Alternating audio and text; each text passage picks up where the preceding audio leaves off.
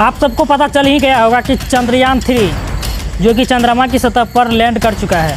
चांद के दक्षिण हिस्से में ऐसा क्या है, चलिए जानते हैं इसके बारे में। क्यों यहाँ पहुँचने के लिए रेस लगी हुई है। चंद्रयान 3 चंद्रमा के दक्षिण छोर पर लैंड कर चुका है। लैंडिंग सफल होते ही भारत दुनिया का पहला ऐसा देश बन गया है जिसने चांद के दक्षिण हिस्से पर फतह किया है। रूस ने भी ऐसी लैंडिंग की कोशिश की थी, लेकिन उसका यान लूना 25 क्रैश हो गया।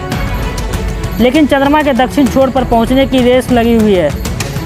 क्या खास है यहाँ जिसके बारे में हर देश जानने के लिए इच्छुक है। आइए जानते हैं इसके बारे में।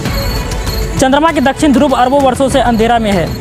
इस क्षेत्र में सूरज की रोशनी तिरछी पड़ती है, इस कारण यहाँ का तापमान काफ़ी कम है।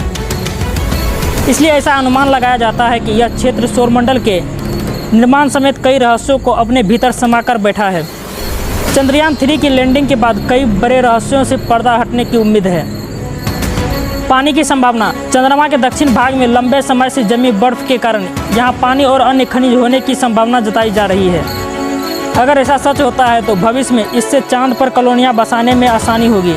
वही अंतरिक्ष यान के ईंधन के लिए हाइड्रोजन और सांस लेने के लिए ऑक्सीजन बनाने में भी इससे मदद मिल सकती है।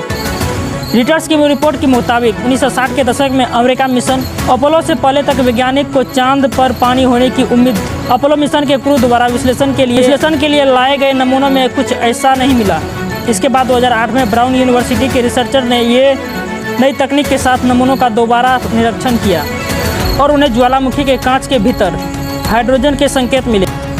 इसके बाद 2009 में भारत के चंद्रयान 1 की मदद से नासा ने एक उपकरण से चंद्रमा की सतह पर पानी का पता लगाया। नासा के 1998 में लूनर प्रोफेसर से भी ये बात पता लगी कि वाटर आइस की सबसे अधिक सांद्रता दक्षिण ध्रुव के गड्ढों में थी। चलिए जानते हैं क्यों जटिल है यहाँ लैंडिंग करना। चंद्रमा के दक्षिण ध्रुव का ज़्यादातर हिस्सा अंधेरे में है। ये उस स्थान से काफ़ी दूर है जहाँ अमेरिका का अपोलो मिशन उतरा था। ऐसा माना जाता है कि इस हिस्से में एवरेस्ट से भी बड़े गड्ढे मौजूद है। इसके अलावा यहाँ का तापमान भी 200 डिग्री सेल्सियस हो सकता है। रूस का लूना 25 और भारत का चंद्रयान 2 पहले ही इस क्षेत्र में लैंडिंग में फेल हो चुका है। भारतीय चंद्रयान 3 के चांद के दक्षिण हिस्से में सफल लैंडिंग के बाद इस क्षेत्र में रेस होने की संभावना है। अमेरिका और चीन दोनों ने ही भविष्य में अपने चंद्र मिशन को घोषणा कर रखी है।